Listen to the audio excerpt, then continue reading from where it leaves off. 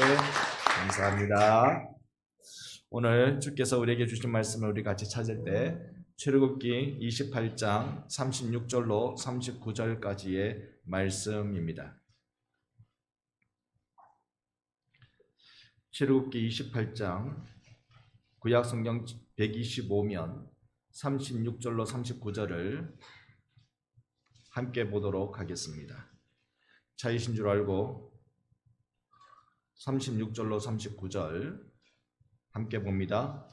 너는 또 순금으로 패를 만들어 도장을 새기는 법으로 그 위에 새기되 여호와께 성결이라고 하고 그 패를 청색끈으로 관 위에 매되 곧 관 전면에 있게 하라.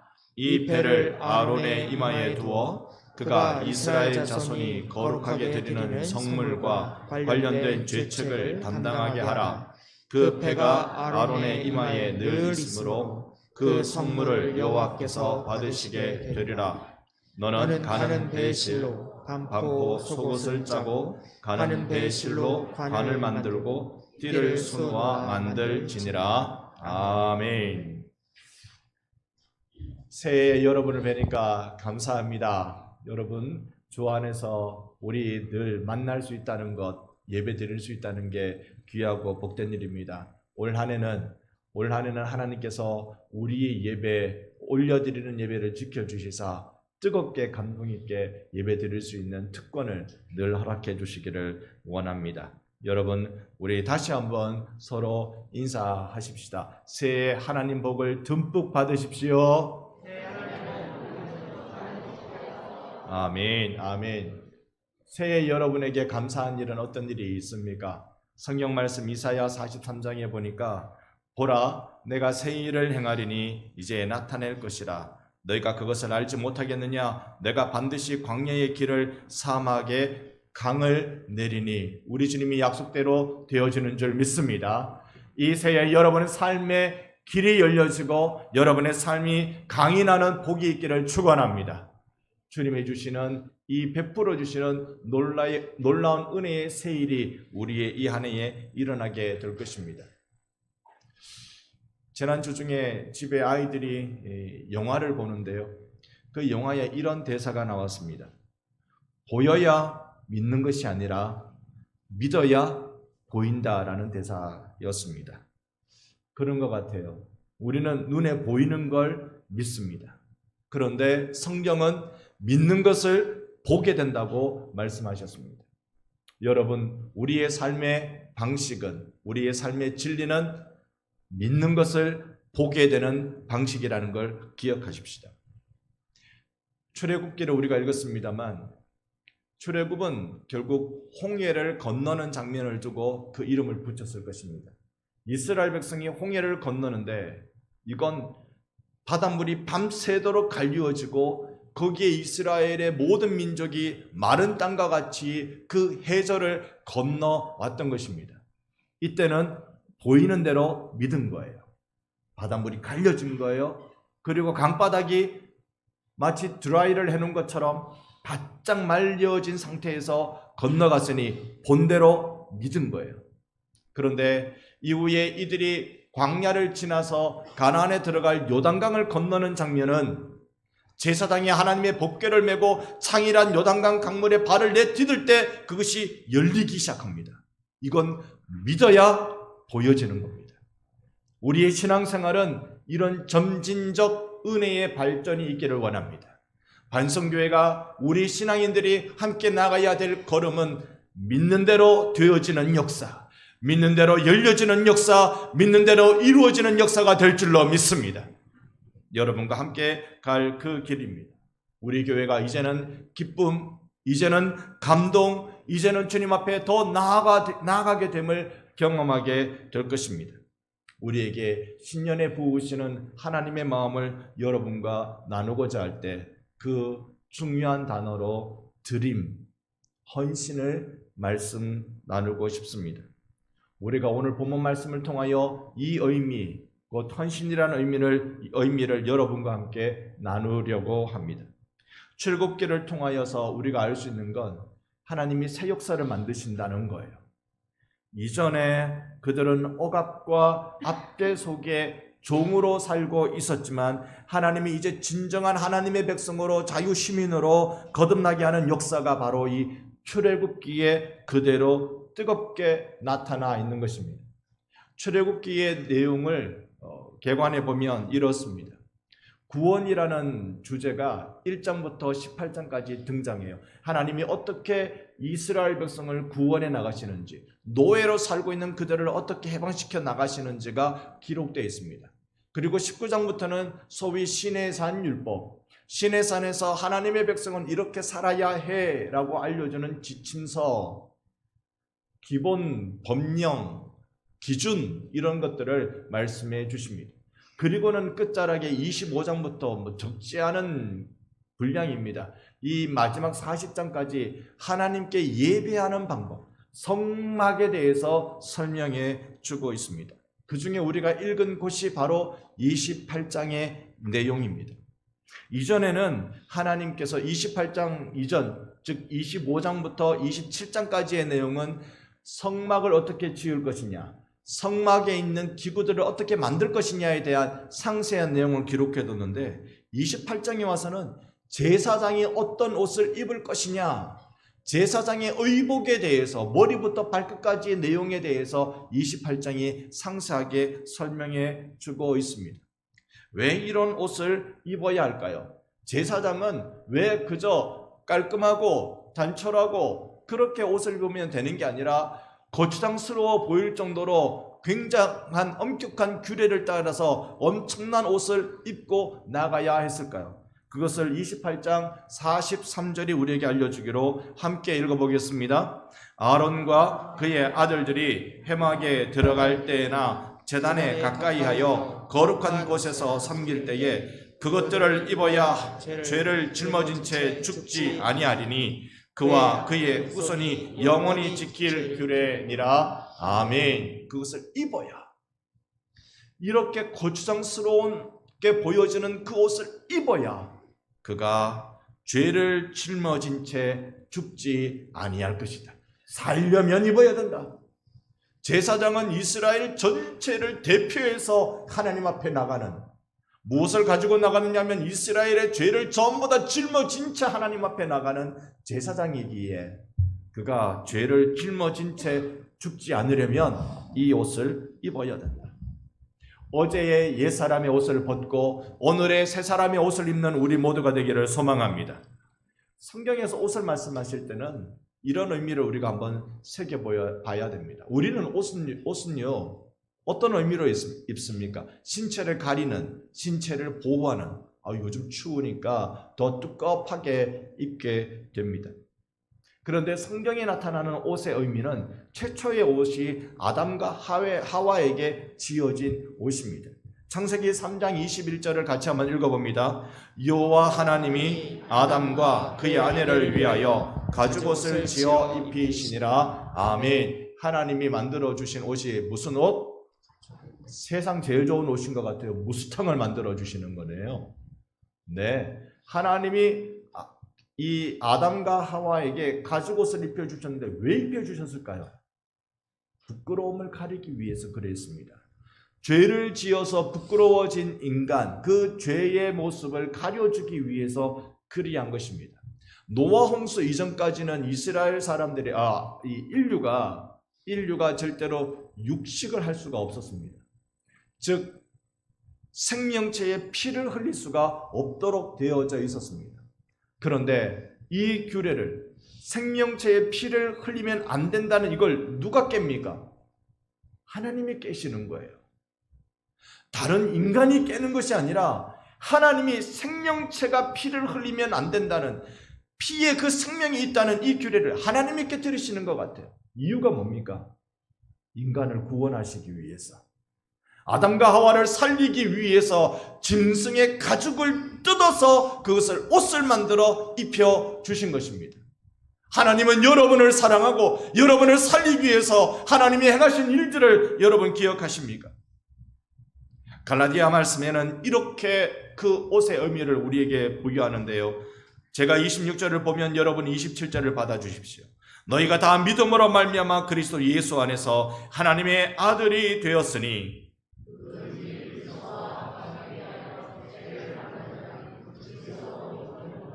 아멘, 아멘. 우리가 무슨 옷을 입었어요? 그리스도로 옷 입은 자예요. 이게 우리를 살리기 위한 하나님의 뜨거운 사랑입니다. 죄는 우리가 지었는데 죄에 대한 벌은 하나님 아들이 받으시는 거예요. 죽어야 할 짓은 우리가 했는데 실제적으로 죽는 이는 하나님의 아들 예수께서 죽으신 것입니다. 여러분, 이 옷을 단단히 입으시기를 축복합니다. 예수로 옷 입는 것, 이걸 우리가 든든히 입어서 이 새해에는요, 덧입는 은혜가 무엇인지를 발견하는 새해가 되기를 원합니다. 내 마음속에, 내 심령 속에 날마다 예수의 피곤새로 덧입혀지는 그 은혜를 우리는 경험되어지기를 원합니다.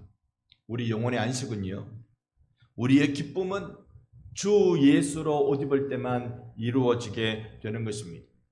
제사장의 옷은 어떻습니까? 여러분께 보여드리는 이 한 장의 그림을 보면 참 복잡해 보입니다.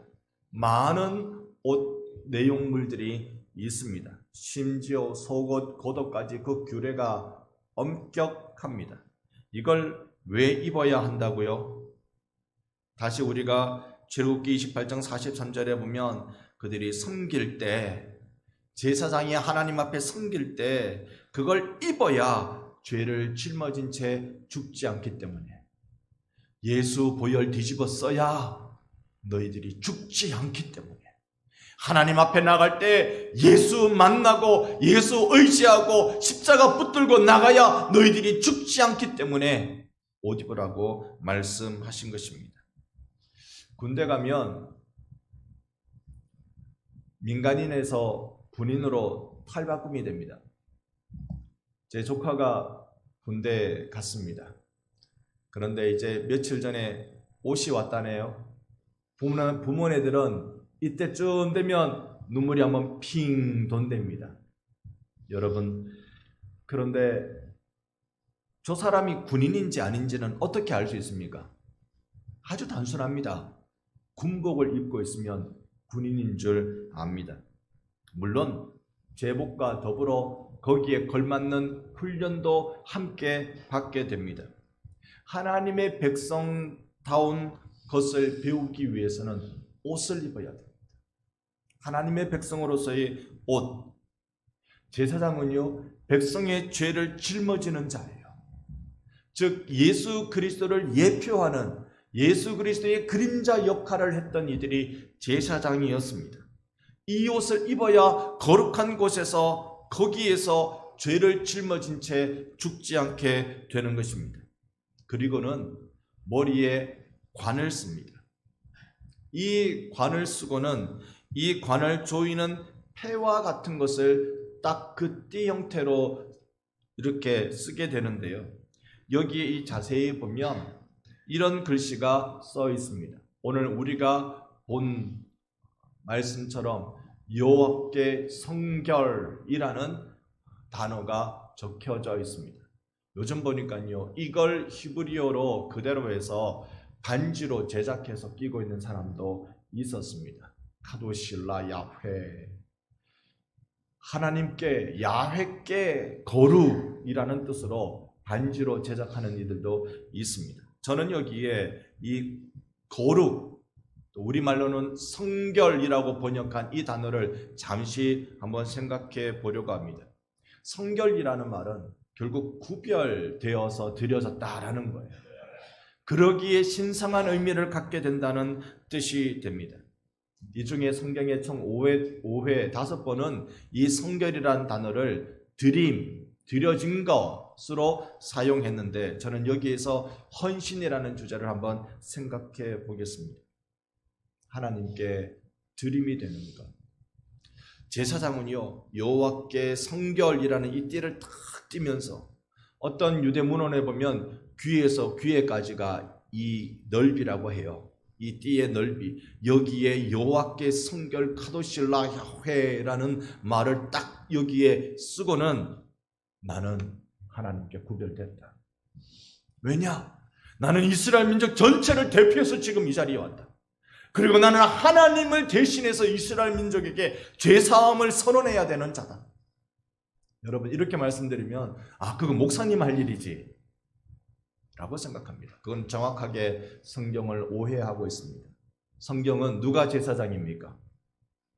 여러분이 하나님 앞에 거룩한 제사장인 줄 믿습니다. 우리는 왕같은 제사장들입니다. 신약은 그렇게 우리를 소개해 주고 있습니다. 하나님 앞에서 여러분이 여호와께 성결이라는 은혜 받으시기를 축원합니다. 하나님 앞에 내가 나가야 되는 사람이라는 사실을 기억하십시오. 이런 제사장의 이 소위 중재적 역할, 이 역할을 통하여서 주는 효과가 무엇일까요? 출애굽 이전에는 이스라엘이 430년 동안 노예로 살았습니다. 노예로 사는 것, 그 신분적 세습을 통하여 세상에 태어나보니 노예예요. 여러분, 태어나보니 노예더라. 그러면 그 노예 생활을 싫어서 거부하게 될까요? 당연시 여겨서 적응할까요? 어떨 것 같습니까? 사람은 희한하게 너무나도 잘 적응합니다. 정말 잘 적응합니다. 태어나면서 노예면요, 평생 노예로 사는 것에 대해서 대부분 거리낌이 없습니다. 대부분 거부 반응이 없습니다. 일부 소수만 거기에 저항하지 대다수 그렇게 사는 게 당연한 줄 알아요. 노예로 사는 것, 억압과 압제 속에 살아가는 걸 당연히 여기는 노예의 물을, 노예 습성의 물을 빼는 일을 어떻게 할까? 지금 이스라엘을 자유인으로 애굽에서 건져내어서 이제 이 광야로 들어왔는데 이들에게 어떻게 이 노예의 습성, 이걸 빼내게 될까? 그것 오늘 성경 말씀을 통하여서 그 내용을 우리가 보게 될 텐데요. 하나님을 모르고 산 세대는 바로 세상의 노예의 삶을 사는 것입니다. 예수 모르고 살아가는 이들, 그래서 그렇게 사는 것이 다인 줄 알고 살아가는 새로운 일, 광야에 길이 나는 걸 상상도 못하고 사막에 강길이 열려지는 걸 예측도 못하는 그 삶을 살아가는 일을 당연하게 여기는 우리들에게 하나님은 만국의 복음을 전하며 예수 그리스도께서 우리의 왕이시다라고 선포하게 하는 일로 우리를 세우신다는 것, 오늘 우리 발견하기를 원합니다. 여러분, 세상과 죄에 붙들려 있지 않고 여러분은 복음을 위해 살아갈 사람들입니다. 세상에 찌들어 있을 그때, 그 언제 그런 겁니까? 우리의 육신의 욕심을 따라서 살아가려고 할 때 그렇습니다. 내가 지금 이렇게 사는 것 당연하게 여기고 운명 탓하면서 서러운 세월을 살아가는 것, 그것이 바로 우리가 세상에 짓눌려 살아가는 것입니다. 6월절 어린 양 대신 예수 그리스도의 은혜로 죄와 사망의 사슬이 끊겨짐을 믿음으로 발견하는 우리가 되기를 원합니다. 우리 살 길이 무엇일까요? 우리의 살 길은 새 생명의 은혜를 누리는 바로 그것입니다. 예수께서 여러분에게 살 길을 열어주시기를, 예수께서 세상으로부터 묶여져 있는 것들을 예수께서 끊어주시기를 간절히 소망합니다. 우리 이걸 경험해 봐야 되겠어요. 우리 인생을 이때까지 살아왔지만 정말 우리 이걸 경험해 봐야 되겠어요. 예수께서 내 인생의 운명의 사슬을 끊어주시고 하나님의 백성으로 살아가는 놀라운 은혜의 물길을 열어주시기를 원합니다. 이 비결이 뭐라고요? 나를 자꾸 하나님 앞에 맡기는 것, 하나님 앞에 자꾸 드리는 것, 이게 우리가 예수의 열어주시는 길을 경험하는 것입니다. 그것이 거룩한 생활이고 그것이 헌신입니다. 거룩한 생활? 헌신? 이러면 일단은 나를 그렇게 불러주신 것을 감사합니다. 2단은 부담스럽습니다. 거룩? 헌신? 오늘날의 교회에서 이런 이야기하면 다 부담스러워합니다. 거룩? 헌신? 아니, 나 좀 편하게 살고 싶어서 교회에 왔는데, 나 좀 내 마음의 위로를 받기 위해서 교회에 왔는데 거룩을, 헌신을 부담스럽습니다. 그런데 이런 말이 있더라고요. 한번 따라합시다. 하나님을 자주 만날수록 나의 삶은 거룩해집니다. 나의 삶은 거룩해집니다. 한 번 더 이제 붙여서 따라해 주세요. 하나님을 자주 만날수록 나의 삶은 거룩해집니다. 하나님을 자주 만날수록 나의 삶은 거룩해집니다. 아멘. 가까이 대하자. 하나님을 가까이 대하자라는 것입니다. 이번 이 새해에는 여러분 이렇게 헌신하시기 바랍니다. 우리의 헌신은 하나님을 자주 만나는 것. 하나님 자주 만나는 것.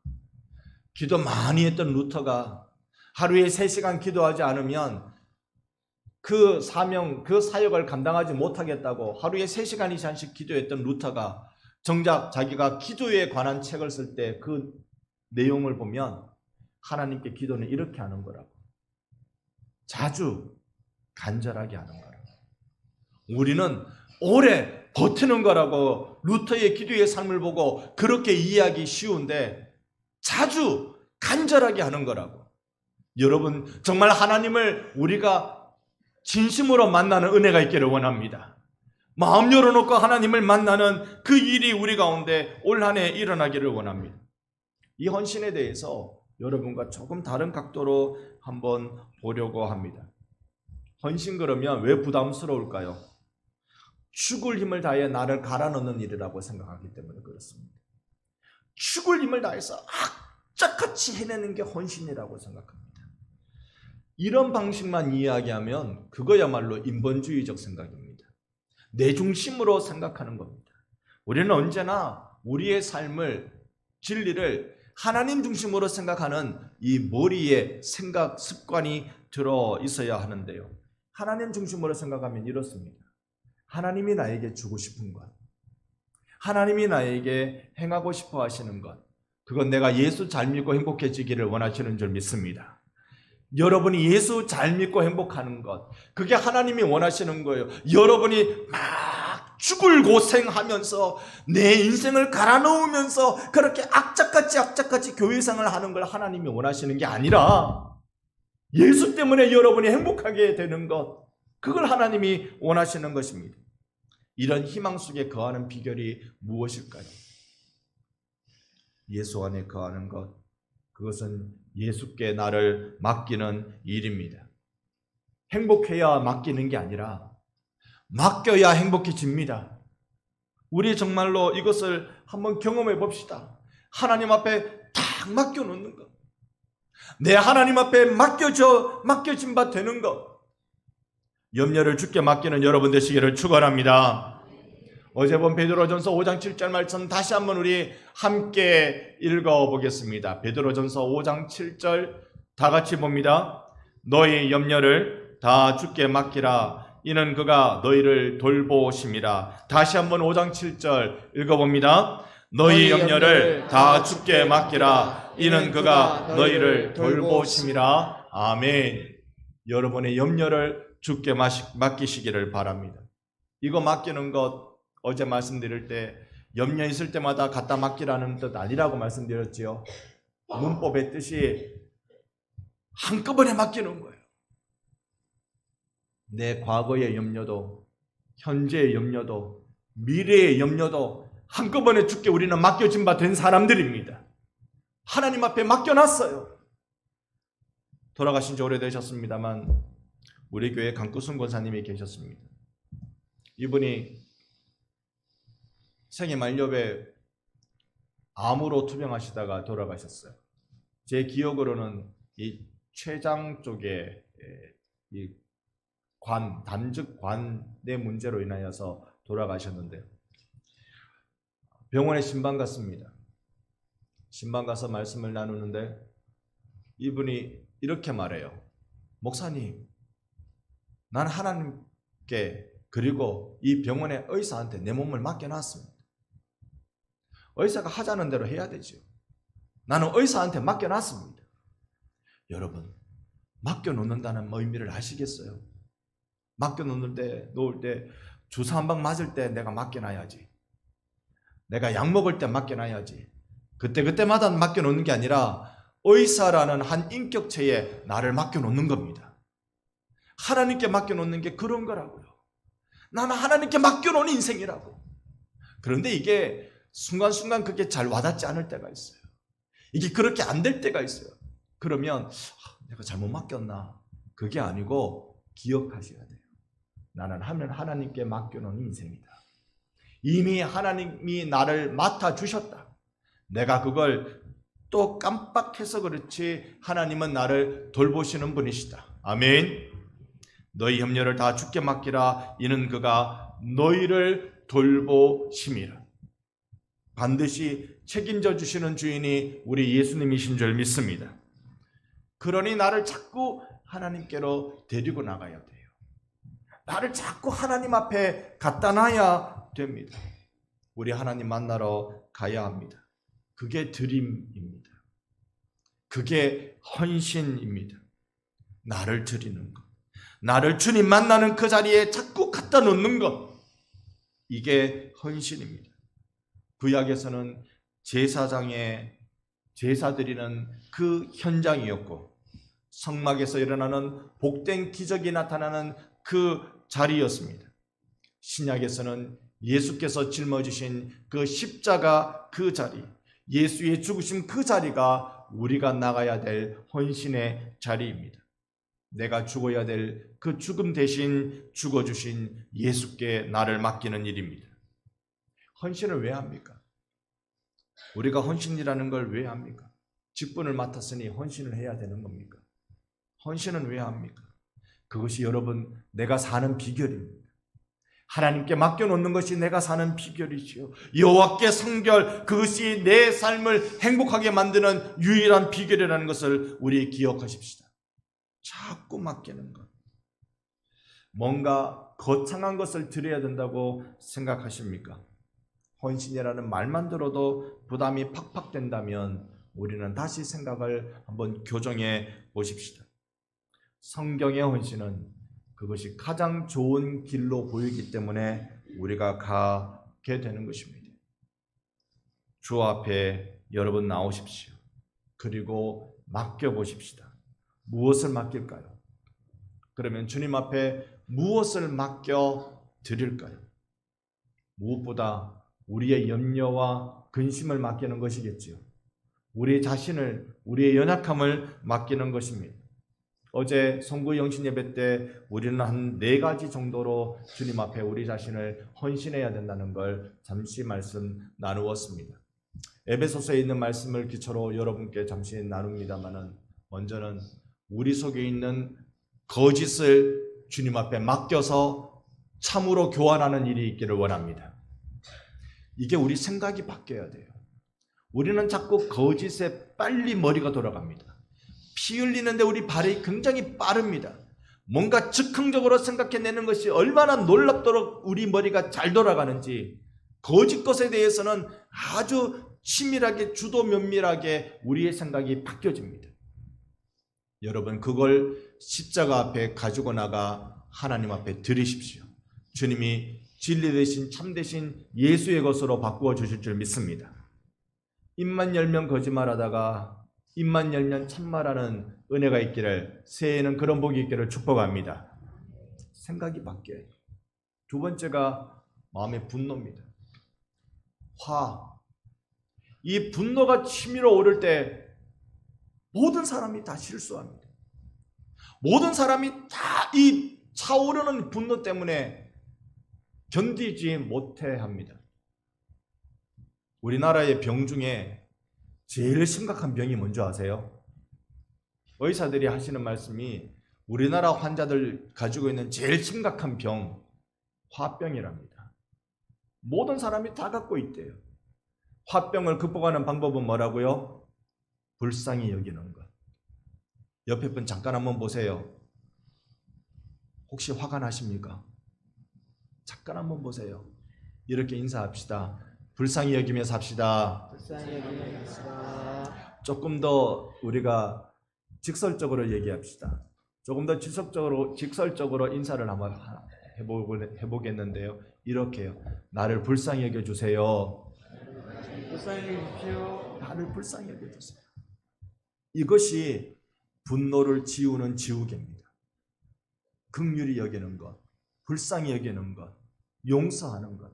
이것이 분노를 지우는 지우개입니다. 분노는 내가 참는다고 없어지는 것 아닙니다.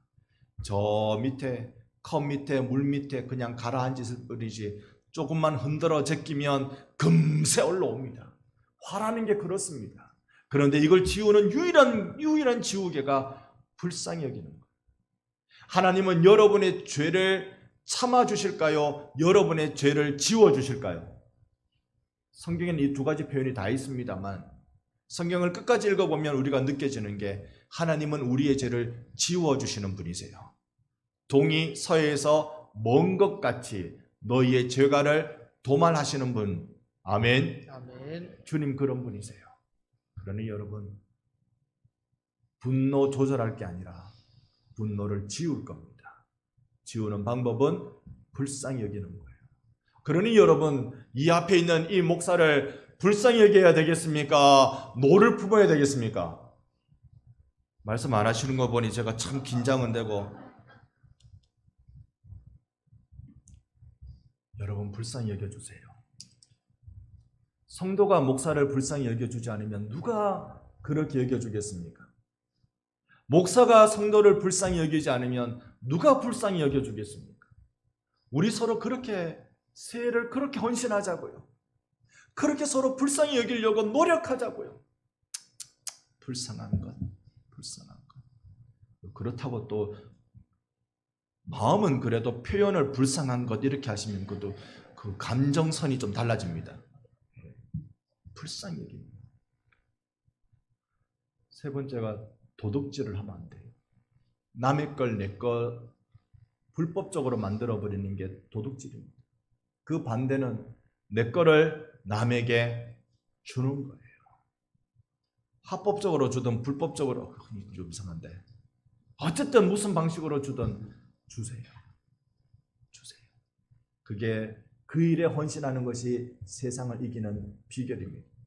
마지막으로 내 입에서 더러운 말을 끊어야 됩니다. 더러운 말. 무엇이 더러운 말입니까? 여러분 거칠어서 하는 말이 더러운 말이 아니에요. 사람이 살아가는 삶의 자리에 따라서 언어의 습관은 언어의 표현은 다 다릅니다. 우리는 사투리 쓰잖아요. 서울 사람들 여러분 제가 서울에 한번 올라가면 지하철 타면 깜짝 놀랍니다. 아우 이렇게 버터 바른 말들이 있나? 이렇게 들으면 이게 약간 닭살 돋을 듯한 그런 말. 죄송합니다. 여자분이 그런 말 쓸 때는 그래도 들을 법한데 남자분이 서울 말 쓸 때는 정말 힘들더라고요. 이럴 수 있나? 그런데 사투리, 억양 이게 문제가 아니라 그 말을 통하여 사람을 누추하게 만드는, 사람을 더럽게 만드는 말을 하면 안 돼요. 그 반대가 뭐라고요? 따라합시다. 은혜 끼치는 말. 은혜 끼치는 말. 이걸 하며 살아가는 겁니다. 이 에베소서의 가르침의 내용을 보니까요. 우리의 생각을 헌신해야 되고 우리의 태도를 헌신해야 되고 우리의 행동을 헌신해야 되고 우리의 말을 헌신해야 됩니다. 여러분 주를 위해 헌신한다고 이것 뺀 거칠의 헌신에 여러분의 인생을 소진하지 마십시오. 여러분의 인생을 엉뚱하게 낭비하지 마십시오. 우리의 생각과 우리의 태도와 행동과 말이 헌신되어야 하는 것입니다. 이제 이 1월과 2월 한 달 동안 이 헌신이라는 주제로 여러분과 말씀을 함께 나누려고 합니다. 그때 우리 마음은 주님 나 여기 있으니 나를 받아주옵소서. 내 이런 멍텅구리 같은 생각을 가지고 주님 앞에 나왔는데 주님 나 받아주세요. 나 이런 잘못된 행동을 가지고 주님 앞에 나왔는데 이런 잘못된 태도를 가지고 더러운 입을 가지고 주님 앞에 나왔는데 주님 나를 받아주세요. 주님 앞에 나가 헌신할 수 있기를 원합니다. 예수께서 여러분을 덮어주시도록 옷 입으십시오. 예수로 옷 입으십시오. 그래서 우리가 십자가 앞에 나갈 때마다 그분이 덮어주시는 은혜를 함께 경험하십시다. 우리 지난 한 해 동안 속쓰리는 일 없었습니까? 답답한 일 없었습니까? 내 마음 알아주지 못해서, 내 마음 알아주지 않아서 정말로 가슴 아팠던 적이 없었습니까? 그런데 우리는 자꾸 주님 앞에 나가야 돼요. 예수 앞에 나가야 됩니다. 세상의 가증함을 우리 버리려고 노력합시다. 육체의 욕심을 따라 살려는 세상의 유혹, 그 애굽에서 철저히 노예 학습되어져 있던 그 대를 이어 내려왔던 그 노예 근성을 오늘 예수의 보혈로 끌어내고, 그리고 세상의 잣대가 아닌 십자가로 사람을 보기 시작하고 사람을 사랑하기 시작하고 축복하십시다. 오늘 바로 우리는 이 헌신을 실천하는 자리로 나가기를 원합니다. 그것은 억만금을 주님 앞에 드리는 것 아니라, 그것은 일주일에 며칠을 내가 교회 나가서 일하는 정도가 아니라, 그것은 내가 사랑을 실천하고 용서를 실천하는 것입니다. 이 아름다운 헌신을 통하여 반송교회가 하나님 나라의 공동체, 하나님 나라 모델하우스로 되는 은혜를 경험하는 이 아내가 되기를 예수님 이름으로 축원합니다. 아멘. 우리 찬송가 300